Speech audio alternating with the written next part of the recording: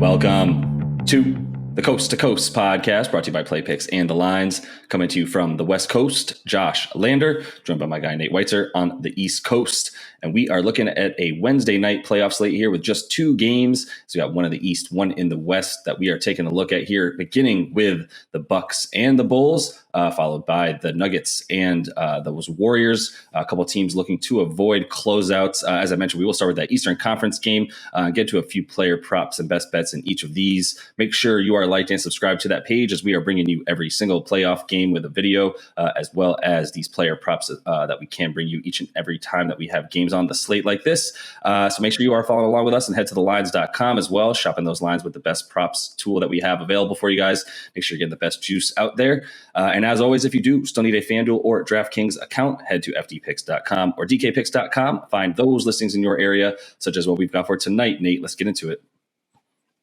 Two big spreads here in Game 5 with the favorite at home. We got Bucks minus 12 with a total of 217 or 218 as they look to close out the Bulls. And then the Warriors at home minus 9, totals 226 there with the Nuggets down 3-1. I feel like the Bulls are a better bet at plus 12 than the Bucks to cover, despite the results of the last two games.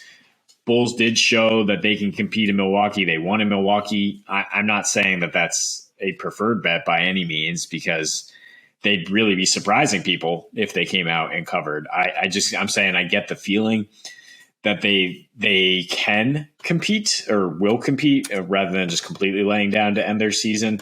I get the feeling Milwaukee might have a little offensive regression here after Grayson Allen turned into just an incredible sharpshooter in relief of Chris Middleton those two games, shooting 78% from three with a 184 offensive rating.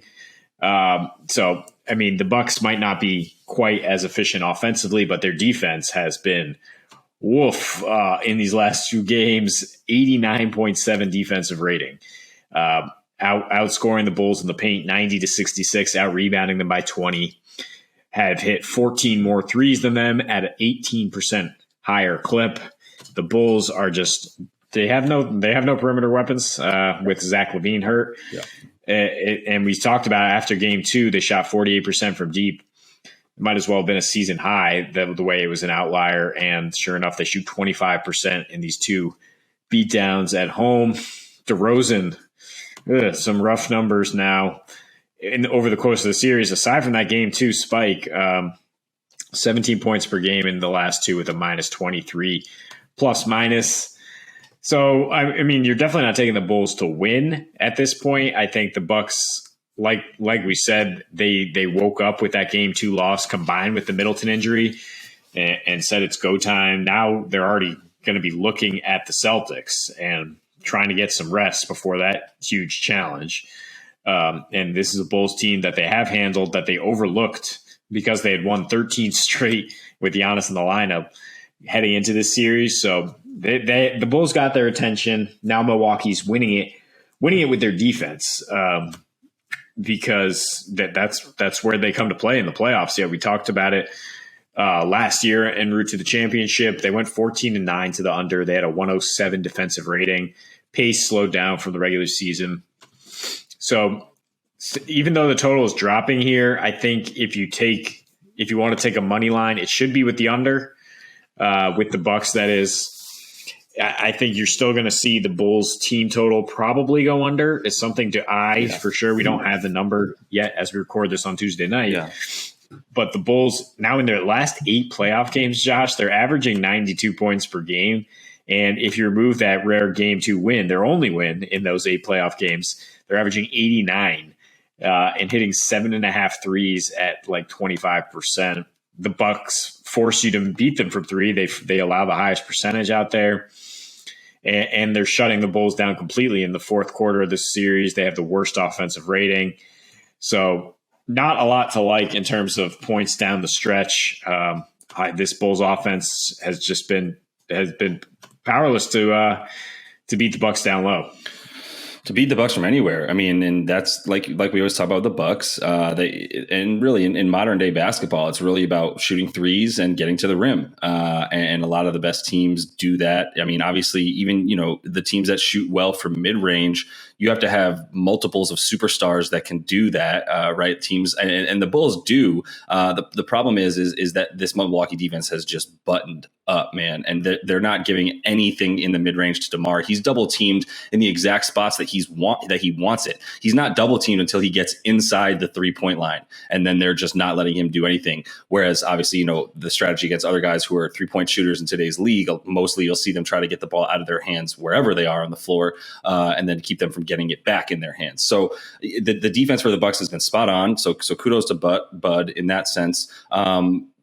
Bud doesn't get any kudos for Grayson Allen coming out here and being Steph Curry light, and like you said, shooting 78% from three. He got hot, man, and you saw it at that point. They were looking for him. Giannis was looking for him. He's had his assist numbers up a bunch since Middleton went down, knowing that he needs to do a bit more to get guys open, whereas Chris Middleton can get his own shot and doesn't need you to feed him the ball in those good spots. But Grayson Allen getting the ball in great spots. So is Pat Connaughton getting wide open threes. And it's a lot about what, you look at Grayson Allen stats, you love him for what it does for Milwaukee's offense. But he and Pat Connaughton as well, they're both playing great defense. And yeah, this Milwaukee defense playing at a 94 defensive rating, in this playoffs, and really stepping up beyond what they were doing. Some of the numbers for Giannis, as I mentioned, he does average about 6.5 assists a game this season when Chris Middleton doesn't play. 27 points, 12 boards. So the usual types of stats from him. You'll continue to probably see his props around 30 plus, right? And 30 and a half plus, which always scares you because you're not sure. Yeah, he hit it last game. But with him needing to do so much in these games with Chris Middleton out in different ways, I think you also look for him to continue to get those assist numbers. And that's also what I continue to look for, to target for him in this series. As far as Chicago, managing to extend the series, the only reason they have one win is a complete statistical anomaly to their, lack of outside shooting. And that's, something that we consistently come back to with them. They can have the greatest 2-point mid-range shots all day. The defense tightens up. The ability for the defense to arm check a little bit more on those, once you get inside the 3-point line and you're driving of any kind, even if you're pulling up, there's a little bit more leeway to bump you, as we saw with KD in that Nets series, as well as he was pulling up on those mid ranges and not shooting nearly as well as he normally does. Same thing for DeMar. They don't have the 3-point shooting. The only reason they won that game is because they came out of nowhere and just made way more than they ever do. And now they're coming right back crashing down to earth.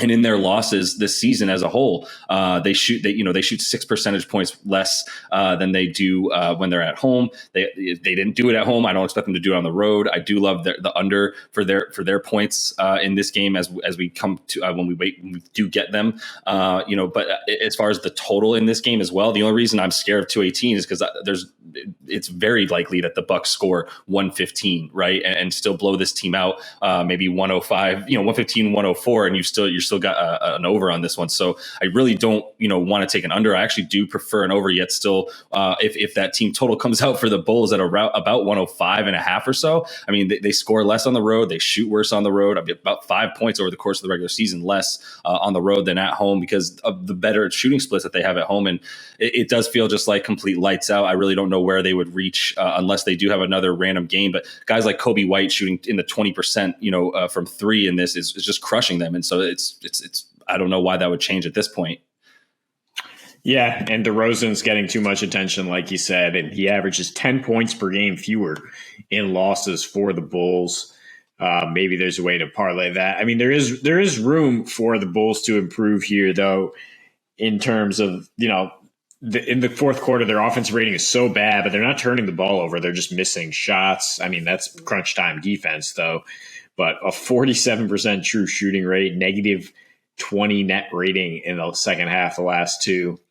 I mean, I would be a little scared of the under because if they have any sort of positive regression there, they're coming out. I mean, the thing here is you just want to take the Bucks to win. You might want to parlay it with the other game at this point.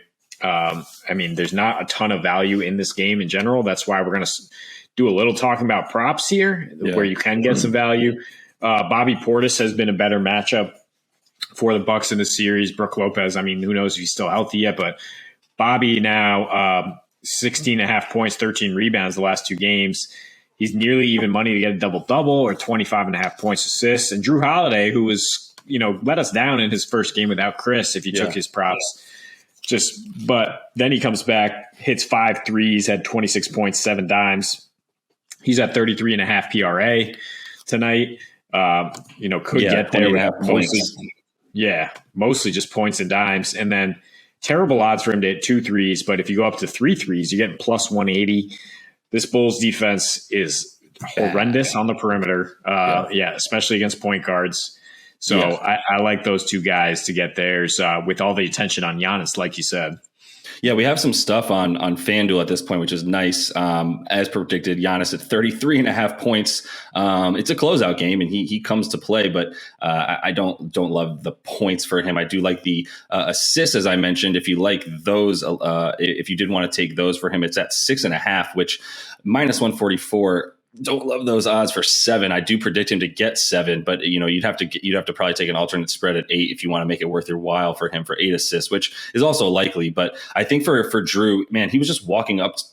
He had like 2 logo threes off the dribble, and fearless. So yeah, and that defense, especially now without Caruso, as we know, there's a lot to like for Drew, as they are already bad against point guards, right? So I do think that there's those opportunities, and then I think it's worth to take a look on FanDuel. We always like to look at the player performance doubles in these situations where we're like, I don't love this huge spread, so maybe I can find a way to get the money line with a player performance. I wouldn't go for Giannis double on a win, which is minus 300. They seem to think that's very likely. I would concur. It's very likely that he gets 10 boards, so I don't love that one. But if you did like we drew, like we said, he's at 20.5 points. So if you like him to get 20 points, you gotta like the Bulls to win this. It does get you up to even money, plus 106 for him to get 20 in the victory. I like your Bobby Portis call out. I'm a bit wary of 15 for him just because sometimes he does seem to get most of his field goal attempts in the first quarter, second quarter, in those minutes. And then a lot after that, it's a lot of the usage rate with Drew and Giannis specifically, if they're not kicking out to 3. And he takes up too much room near where they play towards the end of the game. That just seems to be the rotation that I've seen from them in the minutes that Bobby Portis is playing. So if he doesn't get close enough to that 15 in the first half, it does scare me to take his props. So yeah, I think there's other Drew is the guy that I like to continue to eye in this one, and maybe you like a big assist or rebound game from Giannis in this one, which I definitely do, as I think he'll be all over the floor. I agree with you. They want to close this one out and just be able to focus on those C's.